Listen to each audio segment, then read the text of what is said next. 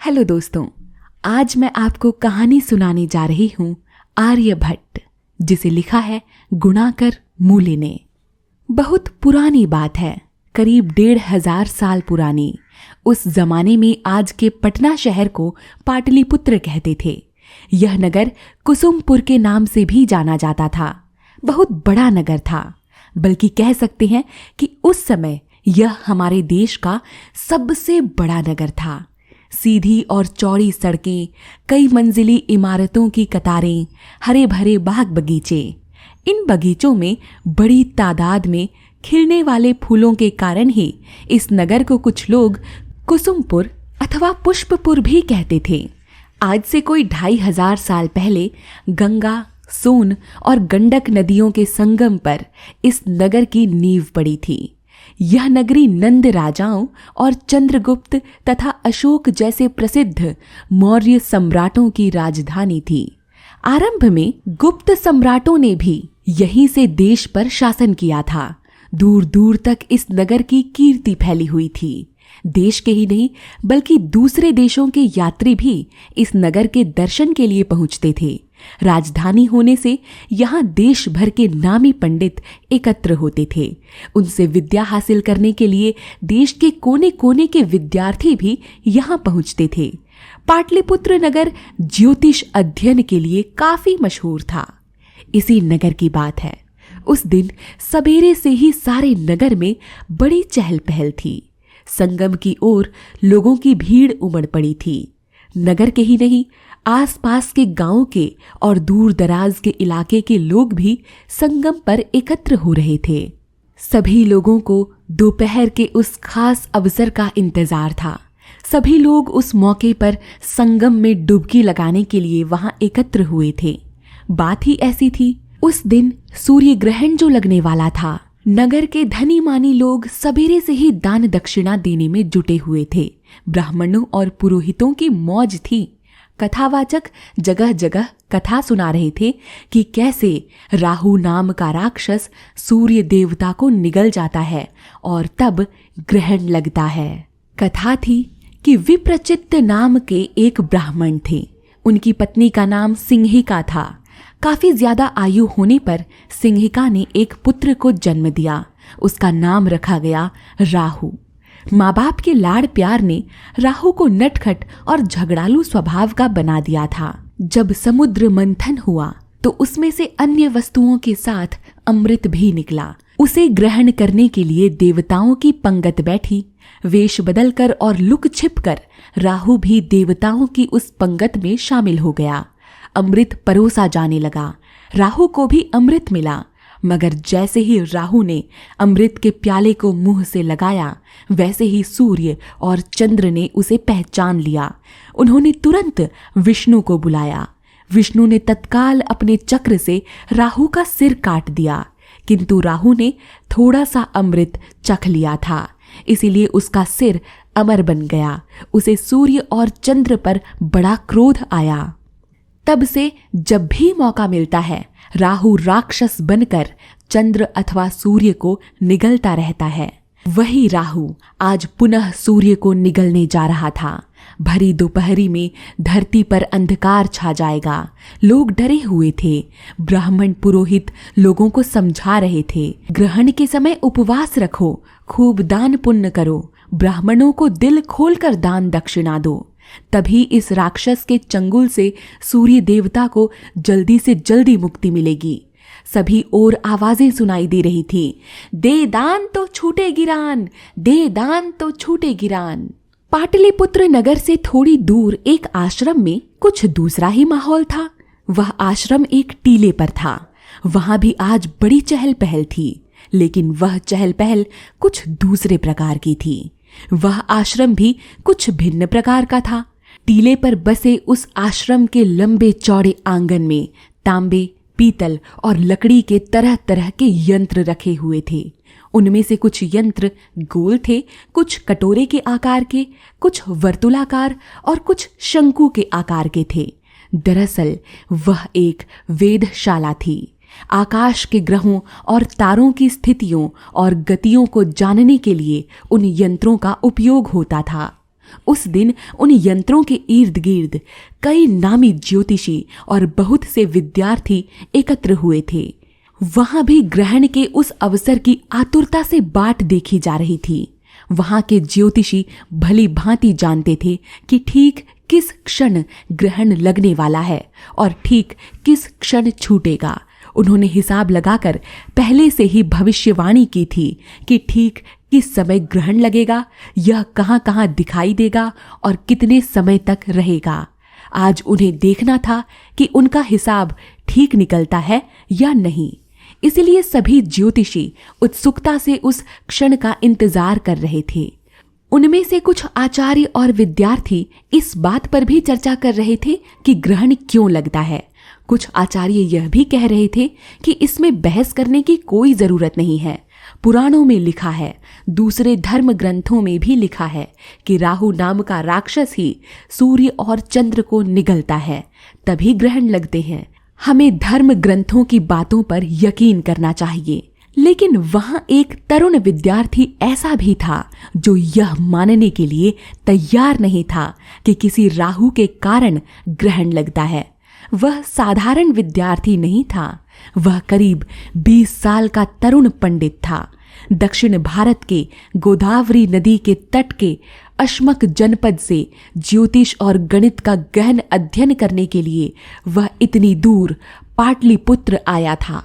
वह गणित शास्त्र का पंडित था। बड़े बड़े आचार्य उसकी बुद्धि का लोहा मानते थे, मगर उसके विचार क्रांतिकारी थे।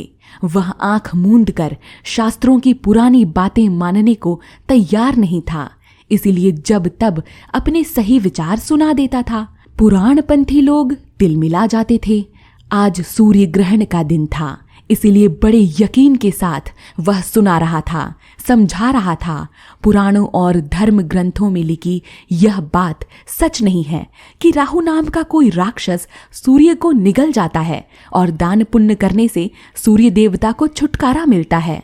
वह अपने आसपास के विद्यार्थियों को ग्रहणों का सही कारण समझा रहा था।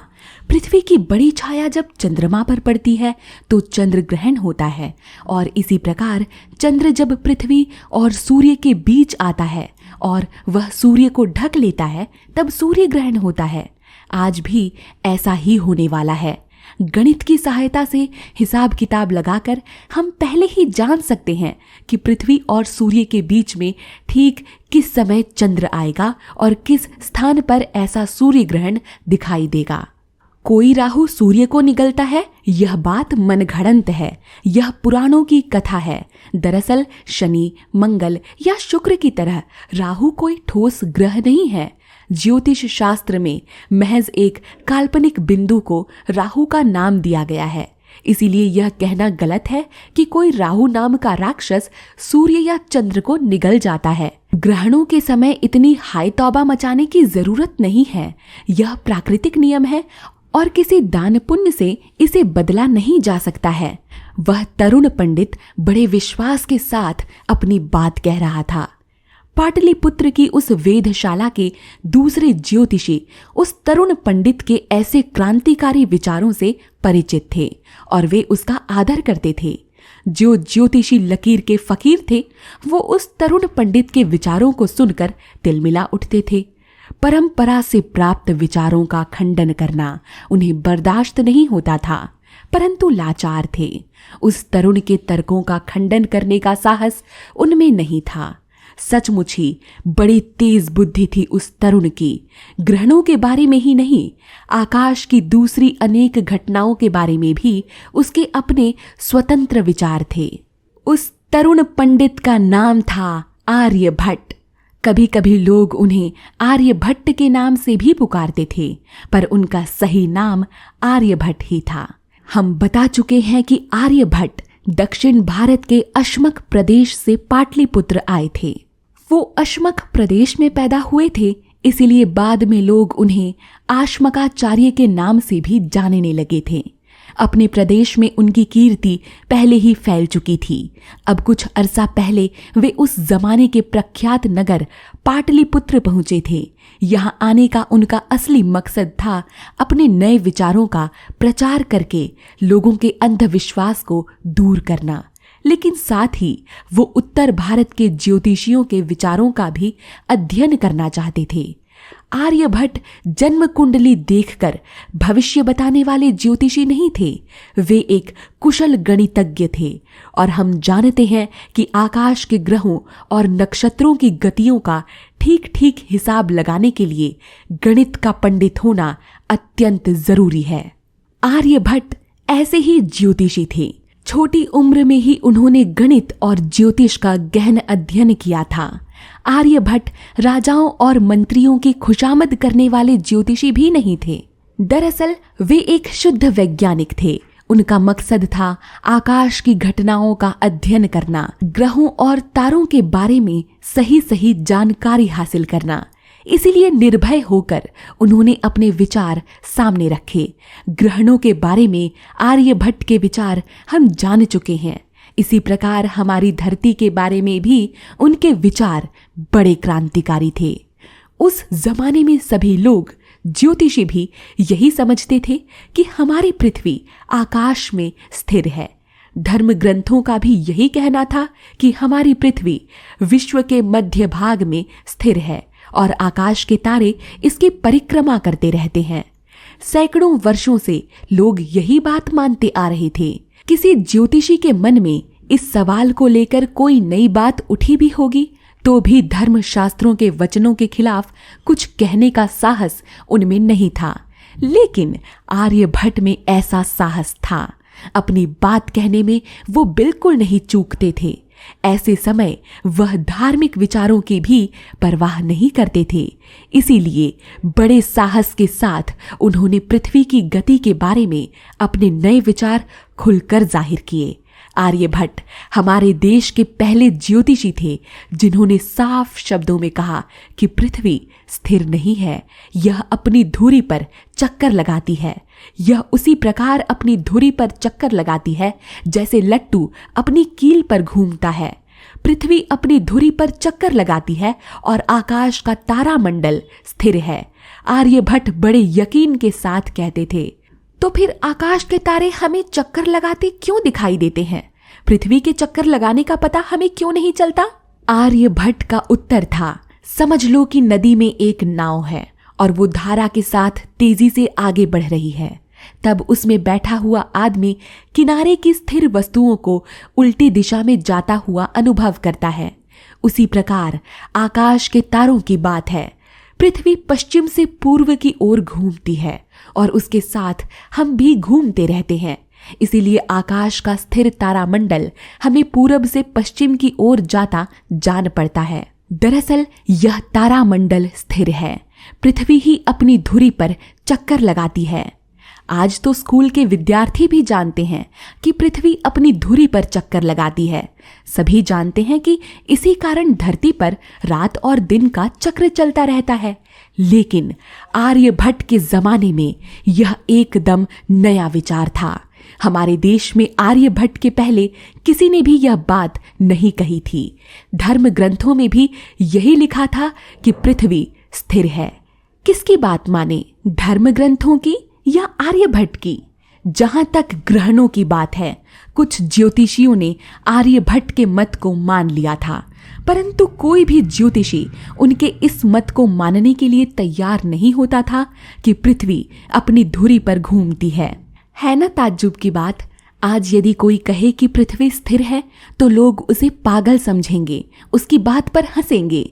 लेकिन उस जमाने में लोग आर्यभट्ट के मत की ही हंसी उड़ाते होंगे, सवाल पूछते होंगे, यदि पृथ्वी घूमती है तो फिर ऊपर फेंकी हुई वस्तु ठीक उसी स्थान पर आकर क्यों गिरती है? लेकिन आर्यभट्ट अपने विचार के पक्के थे। शायद कुछ ज्योतिषी उनके इस विचार से सहमत भी थे, लेकिन इसे खुलकर कबूल करने में उन्हें संकोच होता था। पुराणों की बातों का, धर्म ग्रंथों की बातों का विरोध करने का उनमें साहस नहीं था। यही कारण है कि आर्यभट्ट का मत सही होने पर भी आगे सदियों तक हमारे देश के ज्योतिषी, बड़े बड़े ज्योतिषी भी यही मानते रहे कि पृथ्वी स्थिर है। मजे की बात तो यह है कि आर्यभट्ट के शिष्य और उनके शिष्यों के भी शिष्य लोक भय के कारण अपने आचार्य के इस सही मत को खुलकर नहीं बता पाते थे। आर्यभट्ट का मत सही था, पुराणों और धर्म ग्रंथों की बात गलत थी। फिर भी सदियों तक गलत बात ही मानी जाती रही। ऐसा सैकड़ों बातों के बारे में हुआ है। हमारे देश में ही नहीं, दूसरे देशों में भी हुआ है। पुराने जमाने में धर्म ग्रंथों की बातों का विरोध करना आसान काम नहीं था। यूरोप के महान ज्योतिषी कोपरनिकस का किस्सा बहुतों को मालूम होगा। कोपरनिकस आर्यभट्ट के करीब 1000 साल बाद हुए। कोपरनिकस ने आर्यभट्ट से भी आगे बढ़कर एक नया क्रांतिकारी मत पेश किया। कोपरनिकस ने कहा कि हमारी पृथ्वी न केवल एक दिन में अपनी धुरी पर एक चक्कर लगाती है, बल्कि यह एक साल में सूर्य का भी एक चक्कर लगाती है। कोपरनिकस ने कहा कि सूर्य स्थिर है और पृथ्वी सहित अन्य सभी ग्रह उसकी परिक्रमा करते हैं। कोपरनिकस ने बड़ा साहस बटोर कर यह मत सामने रखा था। वह जानते थे कि उनका यह मत ईसाई धर्म के मत से मेल नहीं खाता। वो जानते थे कि धर्मगुरु उनके इस मत का कड़ा विरोध करेंगे, उन्हें सजा देंगे। इसीलिए उन्होंने जो ग्रंथ लिखा था वह उनकी मृत्यु के बाद ही प्रकाशित हो पाया। यहाँ हमने कोपरनिकस का जिक्र किया है तो एक बात जान लेना जरूरी है। आर्यभट्ट हमारे देश के पहले ज्योतिषी थे जिन्होंने कहा था कि पृथ्वी अपनी धुरी पर घूमती है। आर्यभट्ट ने यह नहीं कहा था कि पृथ्वी सूर्य का भी चक्कर लगाती है। कोपरनिकस ही वो पहले ज्योतिषी थे जिन्होंने कहा था कि पृथ्वी एक साल में सूर्य की एक परिक्रमा पूरी करती है। कोपरनिकस को अपने विचार जाहिर करने में भले ही खतरा महसूस हुआ हो, लेकिन हमारे देश का वातावरण थोड़ा भिन्न था। पुराने जमाने में हमारे देश में धार्मिक विचारों का प्रचार करने की आजादी थी, तो दूसरी तरफ धार्मिक बातों का खंडन करने की भी काफी आजादी थी। उस जमाने में हमारे देश में कई ऐसे पंथ थे, जो संप्रदाय थे, जो धर्म कर्म के ढकोसलों को नहीं मानते थे। मजे की बात तो यह है कि लाखों लोग ऐसे नास्तिक संप्रदायों के अनुयायी थे। हमारे देश में धार्मिक आजादी का ऐसा वातावरण था, इसीलिए आर्यभट्ट को अपने धर्म विरोधी किंतु सही विचार पेश करने में खास कठिनाई नहीं हुई। छोटी उम्र में ही आर्यभट्ट ने एक पुस्तक लिखी। उस छोटी सी पुस्तक में ही उन्होंने अपने सारे विचार, अपनी सारी जानकारी भर दी। पुस्तक क्या है? गागर में सागर। अद्भुत बात तो यह है कि आर्यभट्ट ने जब यह पुस्तक लिखी उस समय उनकी आयु केवल 23 साल की थी। गागर में सागर, 23 साल का एक तरुण पंडित, और उसने एक पुस्तक लिखी, छोटी सी पुस्तक। आज दुनिया में हर साल लाखों नई पुस्तकें छपती हैं। हमारे देश में ही हर रोज कई 100 पुस्तकें छपती होंगी। बढ़िया कागज, बढ़िया छपाई, बढ़िया जिल्द। एक पुस्तक की हजारों प्रतियां आसानी से छप जाती हैं। लेकिन पुराने जमाने में पुस्तक की तैयारी में बड़ी कठिनाइयां थीं। पहली बात तो यही कि आर्यभट्ट के जमाने में आज जैसा कागज नहीं था। आर्यभट्ट के जमाने में पुस्तकें भोजपत्रों अथवा ताड़पत्रों पर लिखी जाती थीं। फिर शिष्यगण अपने आचार्य के पुस्तक की कुछ प्रतियां तैयार करते थे। आज की तरह छपाई की सुविधा नहीं थी, इसीलिए पंडित लोग भी यही कोशिश करते थे कि पुस्तक छोटी से छोटी बने। पुस्तक छोटी हो तो उसे कंठस्थ भी किया जा सकता था। पुस्तक यदि कविता में लिखी जाए तो छोटी बन सकती है। कविता में लिखी गई पुस्तक को याद करने में भी आसानी होती है। इसलिए पुराने जमाने में पंडित अपनी पुस्तकों को छोटी से छोटी बनाने की कोशिश करते थे। आजकल कुछ उल्टी बात है। आजकल के बहुत से लेखक मोटे मोटे पोथे लिखते हैं, परंतु आर्यभट्ट के जमाने में मोटे मोटे पोथे लिखना कोई बहुत अच्छी बात नहीं मानी जाती थी। कम से कम शब्दों में अधिक से अधिक बातें भर देने से ही पंडित की तारीफ होती थी। उस जमाने में पंडित अपनी लिखी हुई चीज में एक मात्रा भी कम कर पाता तो उसे अपार आनंद होता था। कहा भी गया है कि पुराने जमाने में पंडितों को एक मात्रा कम कर पाने पर वैसा ही आनंद मिलता था जैसा कि पुत्र पैदा होने पर होता है। आर्यभट्ट ने केवल 23 साल की छोटी उम्र में ऐसा ही एक छोटा ग्रंथ लिखा। यह ग्रंथ उन्होंने कविता में लिखा है। भाषा है संस्कृत। उस जमाने में पंडित लोग अपने ग्रंथ ज्यादातर संस्कृत भाषा में ही लिखते थे।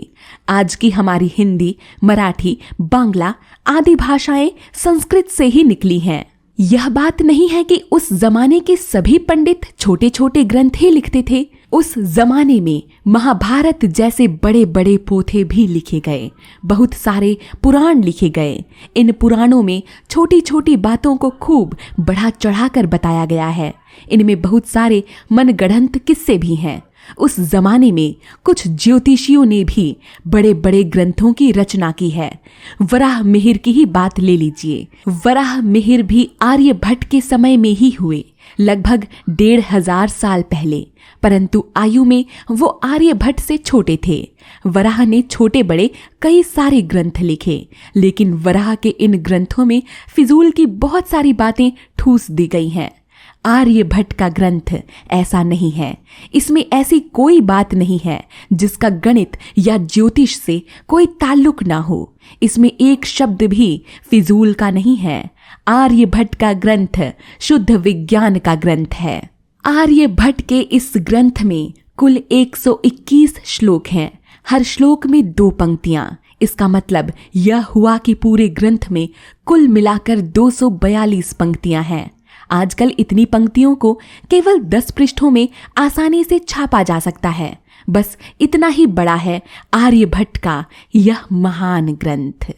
आज के हिसाब से केवल 10 पृष्ठों का ग्रंथ। हम ही नहीं, पूरे दूसरे देशों के विद्वान भी यह मानते हैं कि आर्यभट्ट के समय में हमारा देश गणित और ज्योतिष में काफी आगे था। आर्यभट्ट के समय तक हमारे देश में ज्योतिष के कई ग्रंथ लिखे जा चुके थे। गणित के मामले में भी हमारा देश काफी बढ़ा चढ़ा था।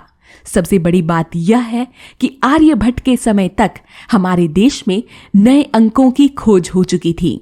शून्य सहित केवल 10 अंकों से सारी संख्याएं लिखने का यह अद्भुत तरीका हमारे देश में ही खोजा गया है। आज सारे संसार में इस तरीके का इस्तेमाल होता है।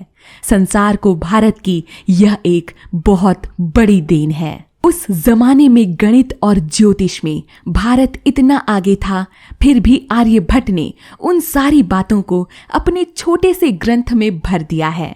उस समय तक गणित और ज्योतिष के बारे में जितनी बातें खोजी गई थीं, उन सबको केवल 121 श्लोकों में भर दिया है। पुराना ज्ञान ही नहीं, उन्होंने नई खोजी हुई अपनी बातें भी उसमें जोड़ दी हैं। अपने इसी ग्रंथ के एक श्लोक में उन्होंने ग्रहणों का वैज्ञानिक कारण बताया है। एक अन्य श्लोक में उन्होंने यह बताया है कि पृथ्वी अपनी धुरी पर घूमती है। आर्यभट्ट ने अपने इस ग्रंथ में और भी अनेक नई बातें लिखी हैं। आजकल के ग्रंथों में लेखक अपने बारे में भी थोड़ी बहुत जानकारी देते हैं। पुराने जमाने में हमारे देश के पंडित इस मामले में बड़े कंजूस थे। बड़े बड़े पंडितों के बारे में, कवियों और नाटककारों के बारे में हमें कहीं कोई जानकारी नहीं मिलती। बहुतों के बारे में तो हम यह भी नहीं बता सकते कि वे ठीक किस समय में हुए। प्राचीन भारत के कई गणितज्ञों और ज्योतिषियों का भी यही हाल है। आर्यभट्ट के पहले हमारे देश में अनेक ज्योतिषी हुए, गणितज्ञ हुए। आर्यभट्ट के पहले के गणित और ज्योतिष के कुछ ग्रंथ भी मिलते हैं, पर आर्यभट्ट के पहले के इन ग्रंथों को ठीक किस समय रचा गया और किन्होंने लिखा, इसके बारे में हमें कोई ठोस जानकारी नहीं मिलती। मिसाल के तौर पर ज्योतिष का एक पुराना ग्रंथ है वेदांग ज्योतिष। कहते हैं किसी लगध ऋषि ने इस ग्रंथ की रचना की थी, पर दावे के साथ कुछ नहीं कहा जा सकता। हम यह भी नहीं जानते कि यह ग्रंथ ठीक किस साल या किस सदी में लिखा गया। चूंकि ऐसे ग्रंथों के लेखकों के बारे में कोई जानकारी नहीं मिलती, इसीलिए पुराने जमाने से ही लोग मानने लग गए थे कि इनकी रचना दैवी शक्ति से हुई है। दरअसल ऐसी बात नहीं है। कोई भी ग्रंथ आसमान से नहीं टपका है। कोई भी ग्रंथ क्यों ना हो, उसकी रचना भी हाड़ मांस के आदमी ने ही की है, लेकिन उस आदमी का अता पता नहीं है। इसीलिए बाद के लोग मानने लग गए कि उसकी रचना दैवी शक्ति से हुई है। एक बार जब यह मान लिया कि किसी ग्रंथ की रचना आदमी ने नहीं की है, दैवी शक्ति से हुई है, तो फिर उसमें सुधार करने की गुंजाइश ही नहीं रही। इस प्रकार ज्ञान विज्ञान को आगे बढ़ाने में बड़ी रुकावट पैदा हुई। आर्यभट्ट का ग्रंथ पहले के सभी ग्रंथों से निराला है। यह भारतीय गणित और ज्योतिष का पहला ग्रंथ है जिसमें लेखक के बारे में हमें ठोस जानकारी मिलती है। भारतीय गणित और ज्योतिष का यह पहला ग्रंथ है जिसके बारे में हम यकीन के साथ जानते हैं कि यह ठीक किस साल लिखा गया। यह एक बहुत बड़ी बात है। जहां अधिकतर प्राचीन ग्रंथों और लेखकों के बारे में हमें कोई जानकारी नहीं मिलती, वहां किसी ग्रंथ और ग्रंथकार के बारे में थोड़ी सी भी ठोस जानकारी मिल जाना बहुत बड़ी बात है। आर्यभट्ट के ग्रंथ में फिजूल की एक भी बात नहीं है। आर्यभट्ट भी शायद अपने बारे में कोई जानकारी नहीं देना चाहते थे, फिर भी उनके ग्रंथ में उनके जीवन की एक दो बातों की जानकारी हमें मिल जाती है। अपने ग्रंथ में उन्होंने अपना नाम दिया है आर्यभट्ट। कुछ लोग उन्हें आर्यभट्ट लिखते हैं तो गलती करते हैं। अभी कुछ अरसा पहले कुछ लोगों ने तो यहाँ तक कहा कि चूंकि वह ब्राह्मण थे इसीलिए उनका नाम आर्यभट्ट ही होना चाहिए, आर्यभट्ट नहीं। है ना मजेदार बात। दरअसल आर्यभट्ट भी बड़ा आदरणीय नाम है। भट्ट का अर्थ है योद्धा। आर्यभट्ट ने स्वयं अपने ग्रंथ को नाम दिया आर्यभटीय। चूंकि आर्यभट्ट दक्षिण के अश्मक राज्य में पैदा हुए थे इसीलिए बाद में उनका ग्रंथ आश्मक तंत्र के नाम से और वे स्वयं आश्मकाचार्य के नाम से प्रसिद्ध हुए। इसी ग्रंथ के एक श्लोक की पंक्ति में आर्यभट्ट ने जानकारी दी है कि वह ऐसे ज्ञान का वर्णन कर रहे हैं जिसका कुसुमपुर यानी पाटलिपुत्र में आदर होता है। इस जानकारी से सिर्फ इतना ही नतीजा निकाला जा सकता है कि आर्यभट्ट ने अपने ग्रंथ की रचना कुसुमपुर में बैठकर की है। उन्होंने यह नहीं लिखा कि उनका जन्म कुसुमपुर अर्थात पाटलिपुत्र यानी पटना में हुआ। हम यह नहीं जानते कि आर्यभट्ट का जन्म किस नगर या गांव में हुआ था। उनकी शिष्य परंपरा के बाद के लेखक हमें सिर्फ इतनी ही जानकारी देते हैं कि वे अश्मक जनपद के निवासी थे। हमें आर्यभट्ट के माता पिता और गुरु के बारे में भी कोई जानकारी नहीं मिलती। आर्यभट्ट ने अपने ग्रंथ में किसी राजा का भी उल्लेख नहीं किया है। इससे पता चलता है कि वह राज दरबार की शान शौकत से दूर ही थे। आर्यभट्ट ने अपने ग्रंथ में अपने बारे में महत्व की एक और सूचना दी है। एक श्लोक में वो बताते हैं 3 युग बीत गए थे और उसके बाद 60 वर्षों की 60 अवधियां अर्थात 3600 वर्ष गुजर गई थीं। तब मेरे जन्म के बाद 23 वर्ष हो चुके थे। यहाँ 3 युगों का मतलब है कृत, त्रेता और द्वापर। आर्यभट्ट आगे बताते हैं कि चौथे कलयुग के जब 3600 शक वर्ष बीत गए उस समय मैं 23 साल का था। भारतीय ज्योतिषी शक काल का आरंभ 3179 कली से मानते हैं, इसीलिए 3600 घटा 3179 बराबर 421 शक वर्ष में आर्यभट्ट 23 साल के थे। शक वर्ष में 78 की संख्या जोड़ने से ईस्वी सन का वर्ष मिलता है। अतः 421 जमा 78 बराबर 499 ईस्वी में आर्यभट्ट 23 साल के थे। अर्थात आर्यभट्ट का जन्म 476 ईस्वी में हुआ था। वैसे देखा जाए तो यह एक साधारण सी जानकारी है, पर भारतीय गणित और ज्योतिष के इतिहास में इस जानकारी का बहुत बड़ा महत्व है। आर्यभट्ट हमारे देश के पहले ज्योतिषी हैं जिनके बारे में हमें साफ साफ सूचना मिलती है कि वो किस साल पैदा हुए थे।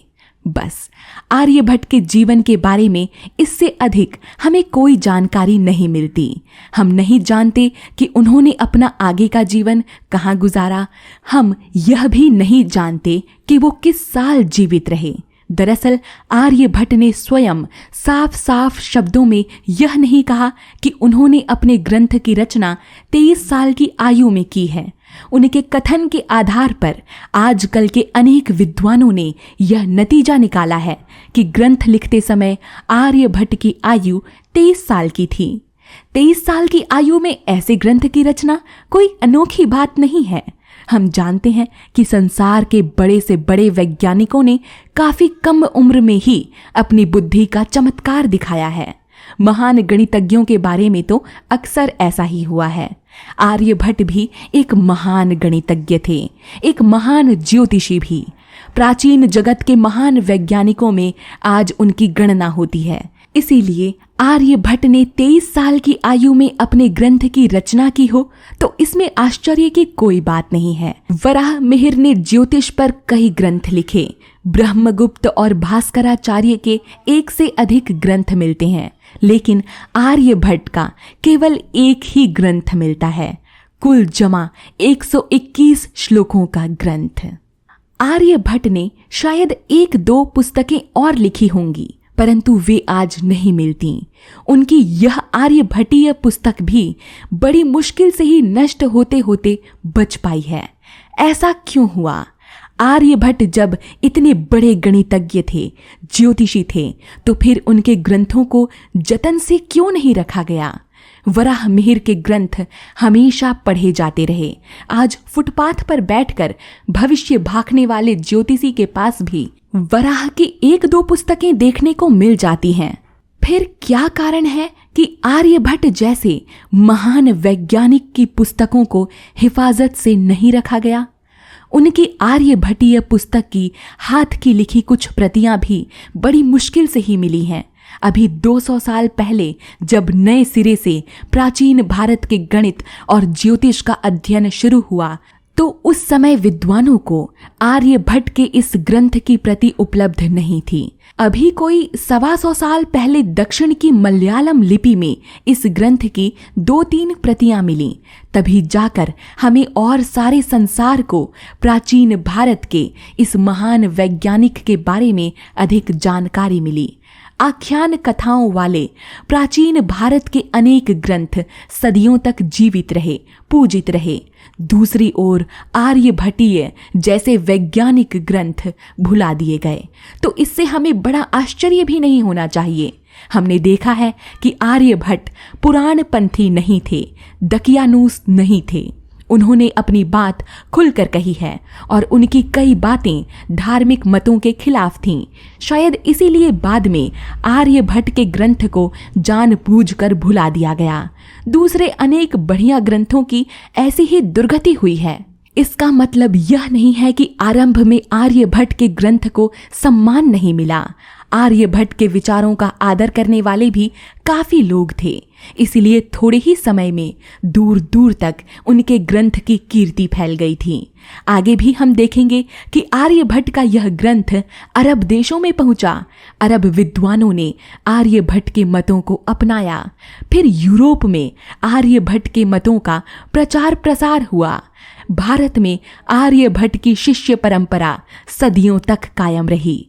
बाद के बड़े बड़े ज्योतिषियों ने आर्यभट्ट का आदर से नाम लिया है, उनके मतों का उल्लेख किया है, लेकिन बाद में जाकर केवल पंडितों को ही आर्यभट्ट की महान देन की याद रही। सामान्य लोग भूल गए कि किसी समय हमारे देश में आर्यभट्ट नाम के कोई महान गणितज्ञ और ज्योतिषी हुए थे। इसीलिए हम कहते हैं कि आधुनिक काल में आर्यभट्ट की खोज नए सिरे से हुई। आर्यभट्ट की पुस्तक नए सिरे से खोजी गई। आर्यभट्ट के मतों का नए सिरे से महत्व आंका गया। आज हम जानते हैं कि आर्यभट्ट प्राचीन भारत के संभवतः सबसे बड़े गणितज्ञ और ज्योतिषी थे। आज दूसरे देशों के विद्वान भी मानते हैं कि आर्यभट्ट अपने समय में संसार के एक चोटी के वैज्ञानिक थे। लेकिन अब से कुछ ही साल पहले हम में से कितने लोगों ने आर्यभट्ट का नाम सुना था? कितने लोग जानते थे कि प्राचीन भारत में आर्यभट्ट नाम का कोई बहुत बड़ा गणितज्ञ और ज्योतिषी हुआ था? आज सब कुछ बदल गया है। नए भारत ने आर्यभट्ट की महानता को पहचान लिया है। अब तो पढ़े लिखे लोग ही नहीं, गांव के अनपढ़ लोगों के मुंह से भी आर्यभट्ट का नाम सुनने को मिल जाता है। रात के समय आकाश में किसी चलते सितारे को देखकर किसान भी बोल उठते हैं, देखो तो कहीं वो हमारा आर्यभट्ट तो नहीं जा रहा है। आर्यभट्ट प्राचीन भारत के एक महान वैज्ञानिक, आर्यभट्ट आधुनिक भारत का पहला कृत्रिम चंद्र। आकाश में कई ग्रह हैं, बहुत सारे तारे हैं। ग्रहों और तारों को पुराने जमाने में जो नाम दिए गए थे वे देवी देवताओं के नाम हैं। बहुत से तारों को पौराणिक पुरुषों के नाम दिए गए हैं। पुराणों में इनके बारे में दिलचस्प कथाएं पढ़ने को मिलती हैं। ज्यादातर कथाएं मनगढ़ंत हैं। दूरबीन की खोज हुई तो आकाश में नए नए ग्रहों, चंद्रों और तारों की खोज होने लगी। पिछले करीब 250 सालों में मंगल और बृहस्पति ग्रह के बीच में 2000 से भी अधिक छोटे छोटे ग्रह खोजे गए। आरंभ में इनमें से बहुतों को काल्पनिक देवी देवताओं के नाम दिए गए। बाद में देवी देवताओं का खजाना भी खाली होने लगा तो सिर्फ संख्याओं से इनकी पहचान होने लगी। पुराने जमाने में किसी को भी यह नहीं सूझा कि आकाश के ग्रहों और तारों को महापुरुषों के नाम भी दिए जा सकते हैं। आज से करीब 70 साल पहले पहली बार एक छोटे ग्रह को एक आदमी का नाम दिया गया। यह आदमी था स्पेन देश की आजादी के लिए शहीद होने वाला हिडाल्गो नाम का एक वीर। उसके बाद भी आकाश में नए खोजे गए पिंडों को देवी देवताओं के नाम ही दिए जाते रहे। 1930 में आकाश में एक नया ग्रह खोजा गया। इसे प्लूटो यानी यमराज का नाम दिया गया। सन 1957 में एक नए युग की शुरुआत हुई। पहली बार आकाश में एक कृत्रिम उपग्रह यानी चंद्र छोड़ा गया। इसके बाद पिछले करीब 3 दशकों में 4000 से भी अधिक उपग्रह आकाश में छोड़े गए। धरती के मानव चंद्रमा तक पहुंचकर वापस लौट आए हैं। दूसरे ग्रहों तक भी अंतरिक्ष यान भेजे गए हैं, परंतु इनमें से किसी भी रॉकेट, उपग्रह या अंतरिक्ष यान को किसी ऐतिहासिक व्यक्ति का नाम नहीं दिया गया। इन्हें अधिकतर देवी देवताओं के नाम देने की ही प्रथा जारी रही। इस परंपरा को पहली बार तोड़ा हमारे देश के वैज्ञानिकों ने। भारत के वैज्ञानिकों ने अपना एक उपग्रह तैयार किया। 19 अप्रैल 1975 को सोवियत संघ के एक रॉकेट की मदद से भारत के इस उपग्रह को आकाश में छोड़ा गया।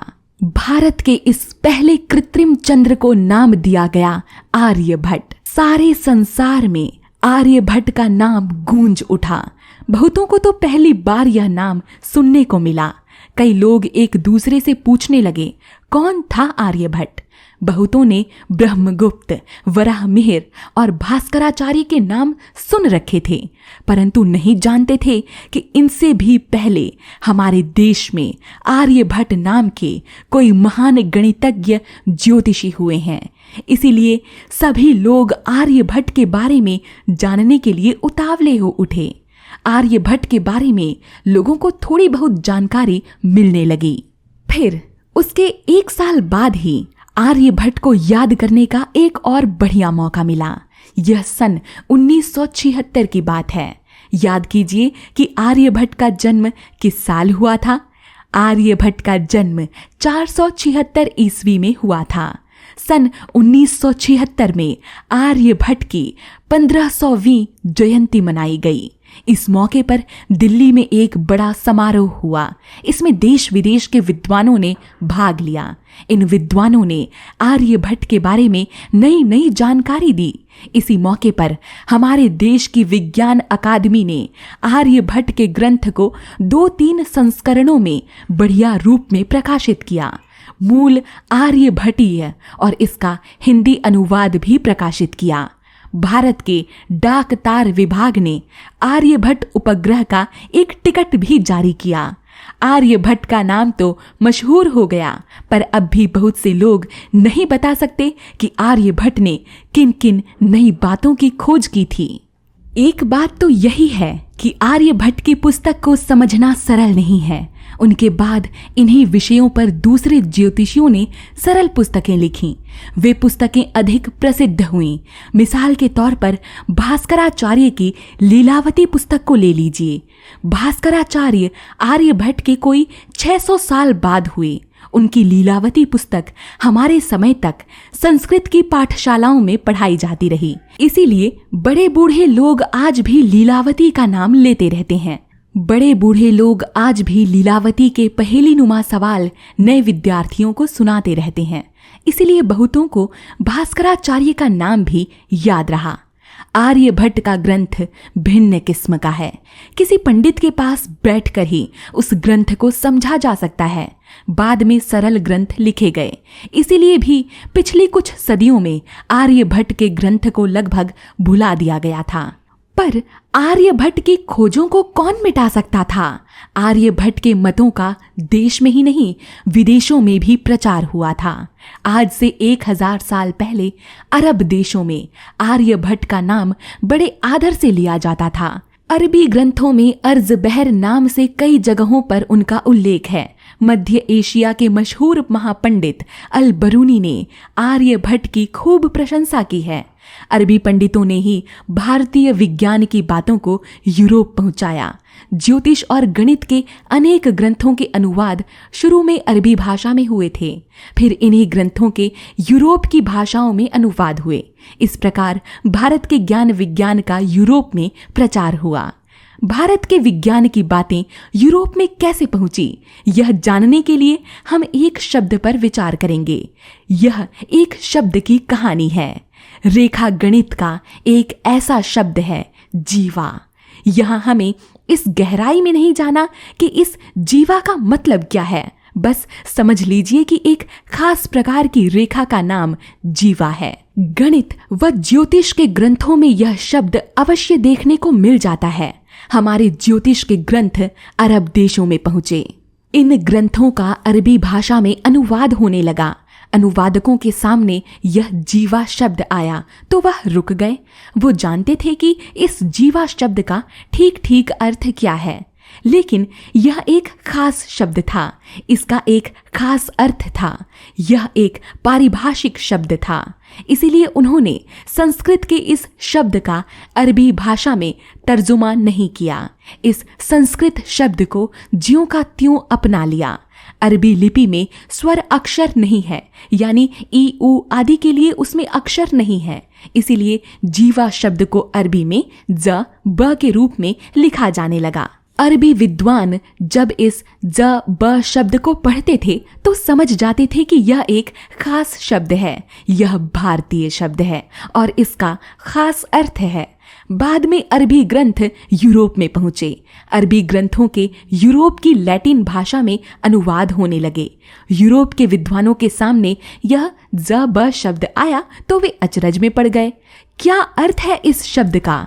वो नहीं जानते थे कि यह शब्द दरअसल संस्कृत भाषा का है। उन्होंने समझा कि यह शब्द भी अरबी भाषा का ही है। इस ज ब शब्द में स्वर भरने के पश्चात इसे कई प्रकार से समझा जा सकता है, जैसे जैब, जेब आदि। यूरोप के अनुवादकों ने मान लिया कि ज ब शब्द अरबी का जेब शब्द ही हो सकता है। जेब शब्द का अर्थ होता है पॉकेट या खीसा। उस जमाने में अरब लोग अपने कुर्ते का पैकेट अपनी छाती के पास बनवाते थे। इसीलिए इस जेब शब्द का दूसरा अर्थ छाती भी होता था। बस फिर क्या था? ज ब शब्द का तर्जुमा हुआ छाती। लैटिन भाषा में छाती के लिए शब्द है सिनुस। बाद में इसी सिनुस शब्द का संक्षिप्त रूप बना साइन। दुनिया भर के कॉलेजों में आज गणित पढ़ने वाले विद्यार्थी इस साइन शब्द से भली भांति परिचित हैं, पर कितने विद्यार्थी, कितने अध्यापक यह जानते हैं कि आधुनिक गणित शास्त्र का यह साइन शब्द दरअसल संस्कृत के जीवा शब्द से बना है। यह हुई एक शब्द की कहानी। यूरोप की भाषाओं में ऐसे कई शब्द हैं जो भारत से वहां पहुंचे हैं। ज्ञान विज्ञान की ऐसी अनेक बातें हैं जो भारत से वहां पहुंची हैं। स्कूलों की उच्च कक्षाओं और कॉलेजों में गणित का एक विषय पढ़ाया जाता है, त्रिकोणमिति। इसके बारे में सिर्फ इतना ही जान लीजिए कि यह रेखा गणित के आगे का विषय है। आज दुनिया भर में जिस तरीके से यह विषय पढ़ाया जाता है उसकी खोज आर्यभट्ट ने की थी। आर्यभट्ट के ग्रंथ में पहली बार हमें यह तरीका देखने को मिला है। जब कोई गणितज्ञ गणित का कोई नया हल या सूत्र खोजता है तो उसके साथ उसका नाम भी जुड़ जाता है, जैसे पाइथागोरस का प्रमेय, भास्कराचार्य का सूत्र, आदि। ऊपर त्रिकोणमिति के जिस तरीके का हमने जिक्र किया है उसके साथ भी आर्यभट्ट का नाम जुड़ना चाहिए था, लेकिन ऐसा नहीं हुआ। वजह यह है कि यूरोप के विद्वानों ने भारतीय खोज को तो अपना लिया, लेकिन उन्हें यह जानकारी नहीं थी कि आर्यभट्ट ने इसकी खोज की है। हम ही अपने इस महान वैज्ञानिक को लगभग भूल गए थे, तो उनको क्या दोष दें। हाँ, आज हम उस विधि या तरीके के साथ आर्यभट्ट का नाम जोड़ सकते हैं। आर्यभट्ट की खोजी हुई त्रिकोणमिति की विधि आज भी इस्तेमाल होती है, सारे संसार में इस्तेमाल होती है, लेकिन इसका अर्थ यह नहीं कि आर्यभट्ट की हर विधि आज भी उपयोगी है और आर्यभट्ट की पुस्तक आज भी स्कूल कॉलेजों में पढ़ाई जा सकती है। ऐसी बात नहीं है। मिसाल के तौर पर यही बात देखिए कि आर्यभट्ट ने अपनी पुस्तक में संख्याओं को किस प्रकार लिखा है। पुस्तक कविता में है, इसीलिए जाहिर है कि उसमें अंकों को नहीं लिखा जा सकता था। दूसरी ओर हम यह भी जानते हैं कि अंकों और संख्याओं के बिना गणित और ज्योतिष की पुस्तक नहीं लिखी जा सकती है। गणित और ज्योतिष की पुस्तक में संख्याओं की भरमार रहती है। आर्यभट्ट संख्याओं को शब्दों में भी लिख सकते थे, लेकिन तब उनकी पुस्तक बहुत बड़ी हो जाती। आर्यभट्ट को एक उपाय सूझा। उन्होंने बड़ी बड़ी संख्याओं को छोटे छोटे शब्दों में लिखने का नया तरीका खोज निकाला। बड़ी अद्भुत थी यह खोज। आर्यभट्ट ने अक्षरों को ही अंक मान लिया, जैसे क को 1, ख को 2, ग को 3 इत्यादि।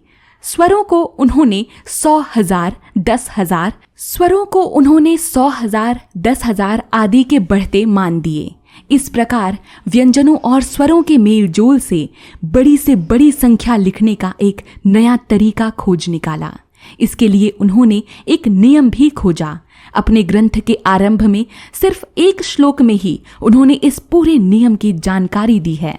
इसी तरीके के अनुसार बड़ी बड़ी संख्याएं छोटे शब्दों में लिखी जा सकती हैं। दरअसल इन्हें शब्द कहना ठीक नहीं है, अलग से इनका कोई अर्थ भी नहीं है। उदाहरण के तौर पर ख्युघ्री शब्द को लीजिए। आर्यभट्ट के तरीके के अनुसार इस शब्द का अर्थ है 43,20,000। इसी प्रकार बुफिनच शब्द का मतलब है 2,32,226 संख्या। आर्यभट्ट ने अपने समूचे ग्रंथ में संख्याओं को इसी प्रकार शब्दों में लिखा है। इसीलिए भी आर्यभट्ट के ग्रंथ को समझने में कठिनाई होती है। आर्यभट्ट के ग्रंथ को समझने के लिए पहले उनके संख्याएं लिखने के तरीके को खूब अच्छी तरह समझना जरूरी है। आर्यभट्ट का यह तरीका सरल नहीं है, इसमें अनेक दिक्कतें थीं। इसीलिए बाद में गणितज्ञों ने इसे नहीं अपनाया। बाद के गणितज्ञों ने अक्षरों या शब्दों की सहायता से संख्याएं लिखने के नए नए आसान तरीके खोज निकाले, लेकिन इससे आर्यभट्ट की खोज का महत्व नहीं घटता। यह तरीका खोज निकालने वाले आर्यभट्ट भारत के पहले गणितज्ञ हैं। हम जानते हैं कि आर्यभट्ट से भी सदियों पहले यूनानी गणितज्ञ संख्याएं लिखने के लिए यूनानी अक्षरों का इस्तेमाल करते थे, लेकिन कुछ विद्वानों का यह भी मत है कि अक्षरों से संख्याएं लिखने का यह तरीका आर्यभट्ट ने यूनानियों से सीखा था। आर्यभट्ट ने संख्याएं लिखने के लिए अक्षरों का सहारा लिया तो यह नहीं समझना चाहिए कि उस समय अंकों का इस्तेमाल नहीं होता था, कि अंकों की खोज नहीं हुई थी।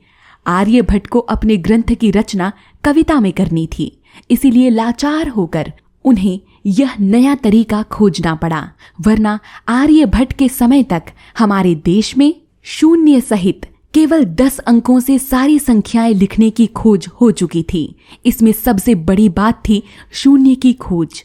वैसे देखा जाए तो शून्य का अर्थ है कुछ नहीं, लेकिन यही शून्य संख्याओं में कैसी जान फूंकता है, कैसा चमत्कार दिखाता है। दुनिया के किसी भी महात्मा ने ऐसा चमत्कार नहीं दिखाया होगा। शून्य की खोज, शून्य सहित केवल 10 अंकों से तमाम संख्याएं लिखने की खोज किसी गणितज्ञ ने ही की होगी। यह खोज हमारे देश में हुई। आज सारे संसार में शून्य पर आधारित दार्शनिक स्थानमान पद्धति का ही प्रचलन है। प्राचीन भारत में गणित और ज्योतिष को एकदम अलग अलग विषय नहीं माना जाता था। गणित और ज्योतिष का अध्ययन साथ साथ होता था। ज्योतिष के अध्ययन के लिए गणित का गहन अध्ययन जरूरी समझा जाता है। इसीलिए प्रायः एक ही पुस्तक में गणित और ज्योतिष की जानकारी दी जाती थी। आर्यभट्ट का आर्यभट्टीय ग्रंथ भी ऐसा ही है। इसके 4 भाग हैं। पहले भाग को दशगीतिका सूत्र कहा जाता है। वैसे तो इसमें कुल 13 श्लोक हैं, लेकिन इसके 10 श्लोकों में आर्यभट्ट ने गणित और ज्योतिष की बुनियादी बातें सूत्र रूप में लिख दी हैं। पुस्तक के दूसरे भाग का नाम है गणितपाद। जैसा कि नाम से ही जाहिर है, उसका विषय गणित है। इसमें कुल 33 श्लोक हैं। इतने श्लोकों में ही आर्यभट्ट ने गणित की तमाम मुख्य बातें लिख दी हैं। यह सचमुच ही कमाल की बात है। इसमें कई ऐसी बातें हैं जो पहले से मालूम थीं। ऐसी भी कुछ बातें हैं जिनकी खोज स्वयं आर्यभट्ट ने की थी। इनमें से 1-2 बातों का जिक्र हम कर चुके हैं। महत्व की कुछ और बातें हैं। गणित के वृत्त की परिधि और व्यास के अनुपात का बड़ा महत्व। आर्यभट्ट के पहले इस अनुपात का मान 3 या √10 लिया जा, मगर आर्यभट्ट इस अनुपात के लिए एक अधिक शुद्ध मान प्रस्तुत किया। उनके परिधि और व्यास के अनुपात को आज हम यूनानी अक्षर पाई से व्यक्त करते हैं और इसका काम चलाऊ मान 22/7 या 3.1416 लेते हैं। एक विशिष्ट प्रकार की संख्या है जो आज इलेक्ट्रॉनिक कंप्यूटर की सहायता से लाखों करोड़ों दशमलव स्थानों तक इसका मान मालूम करती है। आज से करीब 1500 साल पहले आर्यभट्ट ने परिधि और व्यास के अनुपात का जो मान दिया वो 4 दशमलव स्थानों तक सही है। महत्व की बात यह है कि वो जानते थे कि यह मान परिपूर्ण नहीं है। उन्होंने इसे आसन्न मान कहा है। आसन्न मान क्यों कहा? इसीलिए कि आर्यभट्ट जानते थे कि इस अनुपात पाई का यथार्थ मान जानना असंभव है। आर्यभट्ट ने अपने ग्रंथ के गणितपाद में वर्ग, वर्गमूल, घन, घनमूल, त्रैराशिक, श्रेणियों, क्षेत्रफलों, घनफलों, वर्ग समीकरण के हल आदि से संबंधित नियम दिए हैं। गणितपाद के अंतिम 2 श्लोक 32 और 33 महत्व के हैं। इनका विषय कुट्टक है। यह बीज गणित का विषय है। उस समय बीज गणित को कुट्टक के नाम से जाना जाता था। आर्यभट्ट ने इन 2 श्लोकों में प्रथम घात के अनिर्धार्य समीकरण का हल प्रस्तुत किया है। आर्यभट्टीय के तीसरे भाग का नाम काल क्रियापाद है। इसमें कुल 25 श्लोक हैं। इसमें आर्यभट्ट ने काल विभाजन, युग पद्धति आदि के बारे में जानकारी दी है। इनमें से कुछ बातों की चर्चा हम पहले कर चुके हैं। चौथे भाग का नाम गोलपाद है। इसमें कुल 50 श्लोक हैं। इसमें गोल से संबंधित गणित की चर्चा है। इसमें आर्यभट्ट ने ग्रहणों के सही कारण दिए हैं। इस प्रकार कुल 121 श्लोकों का आर्यभट्टीय ग्रंथ समाप्त हो जाता है। ग्रंथ के अंत के एक श्लोक में आर्यभट्ट कहते हैं, सत्य और असत्य ज्ञान के समुद्र में सत्य ज्ञान का जो रत्न डूबा हुआ था उसे मैंने देवता के प्रसाद से बुद्धि रूपी नाव की सहायता से बाहर निकाला है। आर्यभट्ट के ग्रंथ की मदद से आज विद्यार्थियों को गणित और खगोल विज्ञान नहीं पढ़ाया जा सकता। पिछले 1500 वर्षों में गणित और ज्योतिष ने बहुत तरक्की की है। आर्यभट्ट के ज़माने का गणित कुछ भिन्न तरीकों से आज भी स्कूलों में पढ़ाया जाता है, मगर ज्योतिष की तो काया पलट ही हो गई है।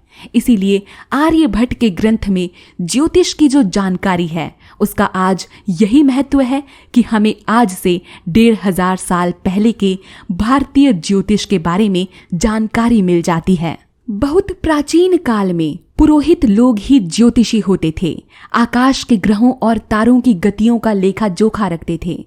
इसीलिए वो बता सकते थे कि कौन सा ग्रह कब कहाँ होगा, ग्रहण कब लगेगा और कौन सी ऋतु कब आरंभ होगी। इन्हीं पुरोहितों से किसानों को ऋतुओं की जानकारी मिलती थी। ये पुरोहित ज्योतिषी ग्रहणों की भी भविष्यवाणी कर सकते थे। इसीलिए लोगों पर इनका बड़ा प्रभाव था। खेती के लिए ही नहीं, धर्म कर्म के लिए भी समय की सूचना का बड़ा महत्व था। इसीलिए भी इन पुरोहितों ज्योतिषियों का आम जनता पर बड़ा रौब था। पुराने जमाने का ज्योतिष धर्म कर्म के साथ जुड़ा हुआ था। हमने पहले वेदांग ज्योतिष नाम के एक पुराने ग्रंथ की चर्चा की है। वेदांग का अर्थ है वेद का अंग। इसी ग्रंथ में ज्योतिष की जो बातें हैं उनका ज्यादा संबंध वैदिक यज्ञों से है। ज्योतिष का ग्रंथ होने पर भी यह धर्म कर्म के साथ अधिक जुड़ा हुआ है। इसी प्रकार वैदिक काल का रेखा गणित भी धर्म कर्म के साथ जुड़ा हुआ था। आर्यभट्ट के पहले ज्योतिष के और भी कुछ ग्रंथों की रचना हुई थी। इन्हें सिद्धांत ग्रंथ कहते हैं, जैसे सूर्य सिद्धांत, रोमक सिद्धांत आदि। लेकिन ये पुराने सिद्धांत ग्रंथ अब नष्ट हो गए हैं। आर्यभट्ट का गणित और ज्योतिष का ग्रंथ इन पुराने ग्रंथों से भिन्न है। भिन्न इस मायने में है कि आर्यभट्ट ने गणित और ज्योतिष को शुद्ध विज्ञान के विषय मानकर इनका अध्ययन पेश किया है। आर्यभट्ट का ज्योतिष धर्म का पिछलग्गू नहीं है। हमने देखा कि आर्यभट्ट ने धार्मिक विश्वासों की भी परवाह नहीं की है। यही सबसे बड़ी विशेषता है आर्यभट्ट की। आर्यभट्ट हमारे देश के पहले महान वैज्ञानिक ज्योतिषी थे। गणित और ज्योतिष के अध्ययन को उन्होंने वैज्ञानिक दृष्टि से प्रस्तुत किया है। दूसरी ओर अपने ग्रंथ में आर्यभट्ट ने ऐसी अनेक बातें कही हैं जो उस जमाने के धार्मिक विश्वासों से मेल नहीं खाती थीं। युगों की बात को ही ले लीजिए। पुराणों ने, दूसरे धर्म ग्रंथों ने और भारत के अन्य ज्योतिषियों ने भी एक खास ढंग के 4 युगों की कल्पना की है, सतयुग, त्रेता युग, द्वापर युग और कलयुग। लेकिन इनके अनुसार ये चारों युग समान अवधि के नहीं हैं। इनका कहना है कि सतयुग सबसे अच्छा था और सबसे लंबा था, त्रेता कुछ घटिया था और द्वापर उससे भी अधिक घटिया।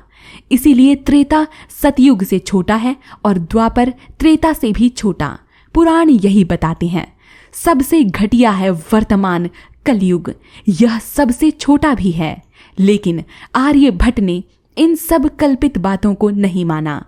उन्होंने काल की गणना करने के लिए एक महायुग की कल्पना की। उन्होंने भी एक महायुग को 43,20,000 वर्षों का माना। लेकिन इस महायुग को उन्होंने क्रमशः घटते कालों में नहीं बांटा। उन्होंने चारों युगों को समान कालों में बांटा, यानी प्रत्येक युग 10,80,000 वर्षों का। इस प्रकार आर्यभट्ट की युग पद्धति अधिक वैज्ञानिक थी। वो नहीं मानते थे कि इन युगों की अवधियों का मनुष्य के जीवन से कोई संबंध है। आर्यभट्ट यह भी नहीं मानते थे कि विश्व की सृष्टि और विनाश होता है। आर्यभट्ट ने ब्रह्मा की आयु जैसी कल्पनाओं का भी कोई जिक्र नहीं किया है। उनका मकसद था आकाश के ग्रहों और नक्षत्रों की गतियों का वैज्ञानिक अध्ययन करना। आर्यभट्ट ने अपने ग्रंथ में कहीं पर भी यह नहीं कहा कि आकाश के यह ग्रह और नक्षत्र मनुष्य के जीवन को प्रभावित करते हैं। पुराने जमाने के हमारे देश के अधिकतर पंडितों का मत था कि यह पृथ्वी 5 महाभूतों से बनी है, यानी मिट्टी, पानी, आग, हवा और आकाश के मेल से बनी है। आर्यभट्ट ने केवल 4 भूतों यानी तत्वों को माना है। उन्होंने आकाश तत्व को नहीं माना। प्राचीन काल में हमारे देश में ऐसे भी कई विचारक थे जो आर्यभट्ट की तरह केवल 4 तत्वों को मानते थे। ये विचारक किसी ईश्वर को नहीं मानते थे। ये विचारक मानते थे कि केवल 4 भूतों यानी तत्वों के मेल जोल से ही सृष्टि की सारी चीजें बनी हैं। इस प्रकार हम देखते हैं कि आर्यभट्ट एक क्रांतिकारी विचारक भी थे। वो अपने समय से काफी आगे थे। बाद के कुछ ज्योतिषियों ने उनके सही बातों का भी लोक भय के कारण खंडन किया, लेकिन इन आलोचकों ने भी उनकी बुद्धि का लोहा माना है। आर्यभट्ट के कोई 100 साल बाद हमारे देश में ब्रह्मगुप्त नाम के एक बड़े गणितज्ञ और ज्योतिषी हुए। ब्रह्मगुप्त ने अपने ग्रंथ में आर्यभट्ट की कड़ी आलोचना की है, फिर भी उन्होंने आर्यभट्ट की बुद्धि का लोहा माना है। आर्यभट्ट के कोई 450 साल बाद हमारे देश में आर्यभट्ट नाम के एक और ज्योतिषी हुए। उनकी एक पुस्तक भी मिलती है, परंतु वो हमारे इस पहले आर्यभट्ट की कोटि के वैज्ञानिक नहीं थे। किसी समय आर्यभट्टीय ग्रंथ काफी प्रसिद्ध था। उत्तर में कश्मीर से लेकर दक्षिण भारत तक इस ग्रंथ का प्रचार था। अनेक विद्वानों ने आर्यभट्ट के इस ग्रंथ पर टीकाएं लिखी हैं। कुछ टीकाएं आज भी मिलती हैं। विरोध के बावजूद आर्यभट्ट की ज्योतिष परंपरा कायम रही। आर्यभट्ट के साथ हमारे देश में गणित और ज्योतिष के अध्ययन का एक नया युग शुरू हुआ था। वैज्ञानिक अध्ययन की एक स्वरूप परंपरा शुरू हुई थी। आगे करीब 600 वर्षों तक हमारे देश में गणित और ज्योतिष ने खूब तरक्की की। भास्कराचार्य हमारे देश के अंतिम बड़े गणितज्ञ और ज्योतिषी माने जाते हैं। उनके बाद नया बहुत कम खोजा गया। ऐसा क्यों हुआ? हमारे देश में विज्ञान की प्रगति क्यों रुक गई? एक समय यूरोप वालों ने भारतीय ज्ञान से लाभ उठाया था। आज हमें यूरोप वालों से सीखना पड़ रहा है। इसमें हमारे पुरखों का ही कसूर है। भारतीय पंडित लकीर के फकीर बन गए। पुराने ज्ञान को पत्थर की लकीर समझने लगे। पुराने ज्ञान पर प्रश्न चिन्ह लगाने का उनमें साहस नहीं रहा। इस प्रकार ज्ञान विज्ञान का प्रवाह रुक गया। आर्यभट्ट ने नया रास्ता दिखाया था। आर्यभट्ट ने दिखा दिया था कि विज्ञान की खोज का रास्ता धार्मिक विश्वासों के रास्ते से जुदा है। आगे के वैज्ञानिक यदि उनके दिखाए मार्ग पर चलते रहते तो संभवतः आज हम बहुत आगे होते। बीच के काल में हमारे देश ने आर्यभट्ट को भले ही भुला दिया हो, मगर आज हम उनकी महान देन को पुनः पहचानने लगे हैं। वो हमारे देश के एक महान वैज्ञानिक ही नहीं, एक क्रांतिकारी विचारक भी थे। इसीलिए आज हमने उन्हें आसमान में उठाया है। पुराने जमाने में किसी देवता या पौराणिक पुरुषों को अधिक महत्व देना होता था तो उसे आकाश में स्थान दिया जाता था। किसी ग्रह अथवा तारे को उसका नाम दिया जाता था। आधुनिक भारत ने अपने एक महान वैज्ञानिक को आकाश में उठाया है।